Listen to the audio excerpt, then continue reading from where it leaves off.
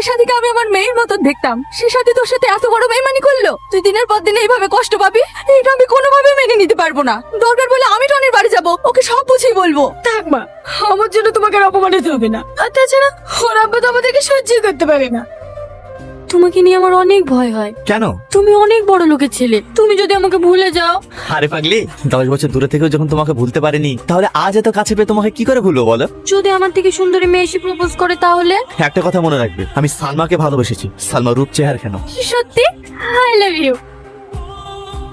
Tony, তোমাকে একটা কথা বলার ছিল। আমার বান্ধবী নেই সাথী, ওই দেখো আসছে। ও আমাকে চ্যালেঞ্জ করেছে, ও তোমাকে যেভাবে হোক বোকা বানাবে। আসতে দাও ওকে, দেখি কি করে বোকা বানায়। হে, তুই এখানে কি করছিস রে হঠাৎ করে? সেই কৈফিয়ত আমি তোকে দেবো না। আজ আমি টনিকে সব সত্যি কথা বলবো। কি বলবে বলো? ছোটবেলায় যখন তোমার আব্বা তোমাকে আমার কাছ থেকে ছিনিয়ে নিয়ে যাচ্ছিল, তখন তুমি চিৎকার করে বলেছিল, সালমা আমি তোমাকে জীবনেও ভুলতে পারবো না। তাহলে আজ তুমি কি করে আমাকে ছেড়ে বড় হয়ে গেলে? বিশ্বাস করো টনি, আমি সালমা, ও সাথী, ও তোমাকে ঠকিয়ে আমার কাছ থেকে কেড়ে নিয়েছে।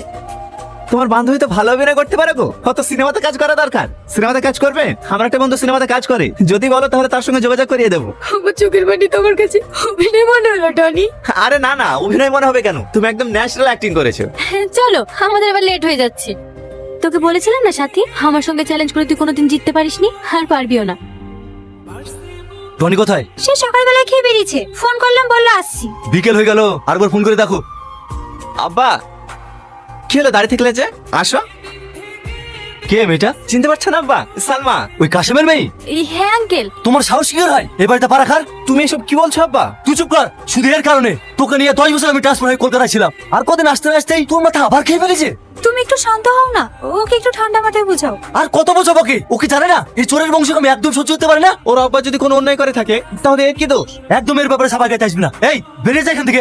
আব্বা, এই এলাকায় হাজারো মেয়ে আছে, গরিব বড় লোক যাকে পছন্দ করবি তার সঙ্গে তোর বিয়ে দেবো, কিন্তু এই চোরের মেয়েকে আমি বাড়ির বউ হিসেবে মেনে নেবো না। ভালো করে বুঝিয়ে দাও তোমার ছেলেকে। আর হ্যাঁ, তুই যদি তোর নিজের পছন্দ বিয়ে করিস, এই বাড়িতে হয় তুই থাকবি, নয়তো আমি।